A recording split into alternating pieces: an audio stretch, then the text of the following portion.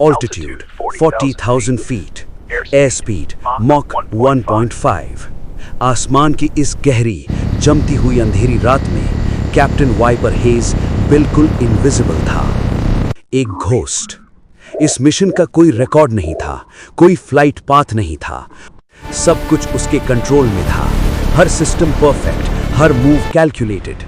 लेकिन टेक्नोलॉजी चाहे जितनी भी एडवांस्ड हो, ओवर कॉन्फिडेंस हमेशा फेटल होता है।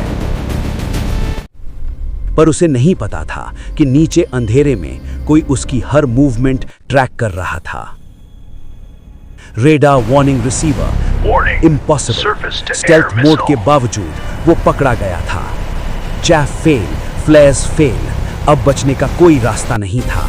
रिएक्शन टाइम सिर्फ 4 सेकंड्स। वाइपर ने एजेक्शन हैंडल जोर से खींच लिया। कॉकपिट कैनोपी हवा में उड़ गया और अगले ही पल फ्रीजिंग हवा उसके जिस्म से टकराई।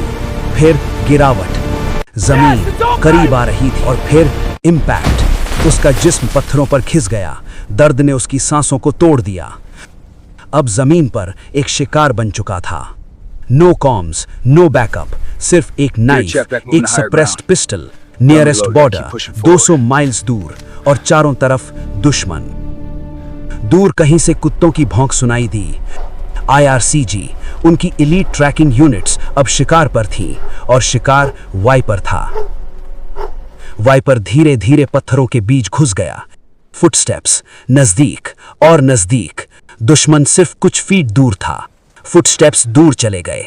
एक पल के लिए सब कुछ ठीक लगने लगा। उसने सोचा वो बच गया, लेकिन एक तेज रोशनी उसके चेहरे पर पड़ी, अंधा कर देने वाली। पीछे से 5 राइफल्स एक साथ कॉक हुई। Game over. अंधेरे से एक आदमी आगे बढ़ा। IRCG कमांडर, स्ट्रॉन्ग पोस्चर, ठंडी आंखें, एब्सोल्यूट कंट्रोल।